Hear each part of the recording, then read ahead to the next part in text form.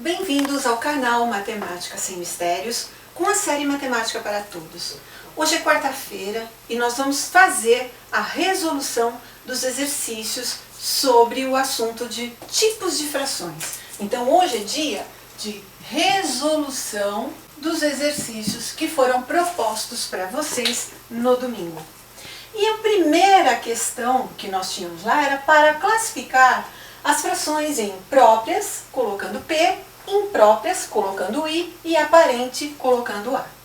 Então, a primeira fração que nós tínhamos aqui era 6 terços.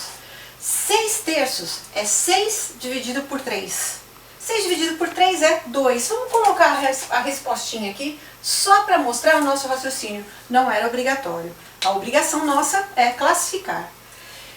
E se isso deu um número natural, mostrou para nós que essa divisão é exata, em outras palavras, nós pegamos os dois inteiros que nós tínhamos dividido ele em 3 partes, ela é uma fração aparente. E que pode também ser dita como uma fração imprópria. Por quê? Porque toda fração aparente é uma fração imprópria também. Mas vamos supor que vocês estivessem num concurso e tivessem essas opções. Caso tivessem as duas opções, vocês assinalariam imprópria e aparente. Mas caso tivesse imprópria, aparente num outro item, etc., aí vocês colocam a especificidade desse conteúdo, desse exercício e dessa solução. Tá, ok? Então, aqui nós vamos fazer dentro dessa especificidade. Então, nós vamos colocar como aparente. Na letra B, nós temos 2 sobre 11. E aí nós observamos que o numerador é menor que o denominador. E nós aprendemos que toda fração cujo numerador é menor que o denominador é uma fração própria. Então, a fração própria nós vamos representar com a letra P. Na letra C, 14 sobre 1.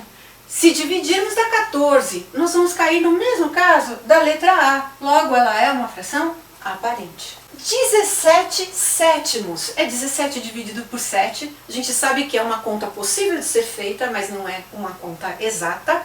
E o numerador é maior que o denominador. Então, ela é uma fração imprópria. 28 dividido por 7. Esse sim, o 7 é múltiplo de 28, né? Ou vice-versa, nós podemos dividir o 7 pelo 28.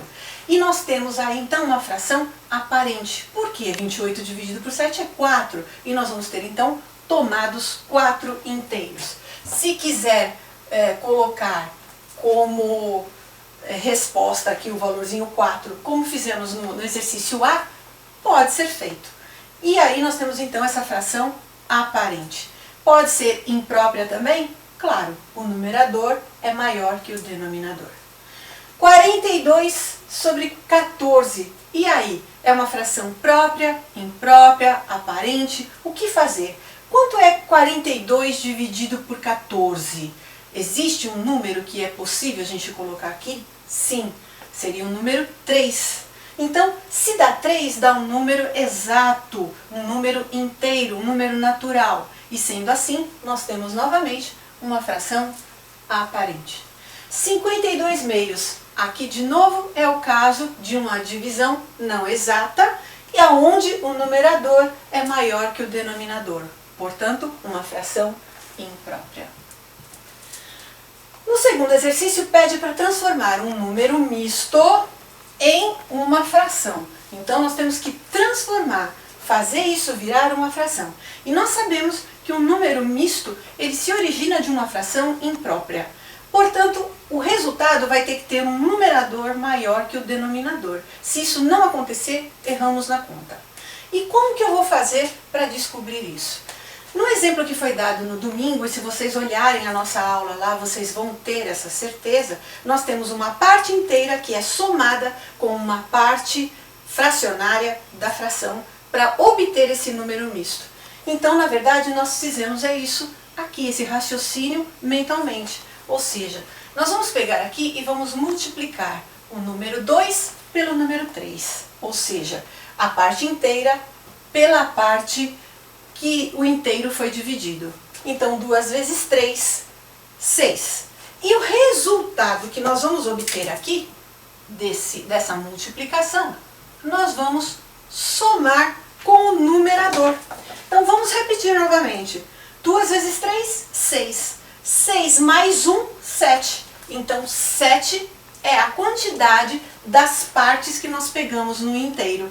E, logicamente, esses inteiros foram divididos em 3 partes. Então a fração imprópria originária aqui é 7/3. Se eu quisesse transformar em fração mista, que é o próximo exercício, o que eu teria que fazer? Dividir o numerador pelo denominador. Então nada mais é do que operações inversas, né? Multiplicação com a divisão. No terceiro exercício, então, vamos fazer isso. Vamos transformar, né, vamos colocar na forma mista a fração imprópria que nós temos aqui. Então vamos trazer o inverso dessa situação que nós vimos no exercício 2. Então nós vamos pegar o número 3 e dividir pelo número 2. Foi assim que aprendemos no domingo, no exemplo que eu dei para vocês sobre frações impróprias, onde nós trabalhamos a forma mista. Então 3 dividido por 2 vai dar 1. 1 vezes 2, 2. Para 3 faltam 1. Feita a divisão, e é isso que tem que ser feito, e saber fazer, se não souber fazer divisão, erra. Por isso que a matemática para vocês passa a ser algo complicado. Porque não se apreende algo anterior necessário para o desenvolvimento daquele conteúdo. E se não se aprendeu e apreendeu aquilo que vocês tinham como conteúdo, vocês não avançam, vocês não aprendem. Então, uma coisa muito simples, uma divisão. Eu preciso saber fazer uma divisão. Para quê? Aqui no caso, para transformar uma fração imprópria em número misto. Tá, e o que nós fizemos então? Pegamos e encontramos qual é a parte inteira desse número misto, que é 1. E descobrimos a parte que sobrou, que é 1 também. E em quantas vezes essa parte foi dividida? Em 2. Então, na verdade, é 1 inteiro e 1 meio. Então, nós pegamos 2 circunferências, uma parte inteira dessa circunferência nós pegamos, a outra parte nós pegamos só a metade, que é 1 meio. Seria isso que eu estou falando para vocês visualizarem, porque é óbvio, né? Ninguém nasce sabendo. Então, seria assim. Seriam 2 partes, 2 inteiros, né? Desses 2 inteiros, eu peguei 2 partes e depois uma. Então, eu tenho 1 inteiro completo e depois eu peguei a metade desse inteiro, que é o que está representado aqui. Ok? Paramos por aqui então. Agradeço a companhia de vocês. No domingo nós vamos dar continuidade e nós vamos ver como se comportam frações equivalentes. Isso é um assunto extremamente importante para infinitos assuntos dentro da matemática. E aqui eu fico junto com vocês, aonde vocês só precisam ter aprendido um pouco e fixado um pouco esse conteúdo. Compartilhem a aula se vocês gostaram.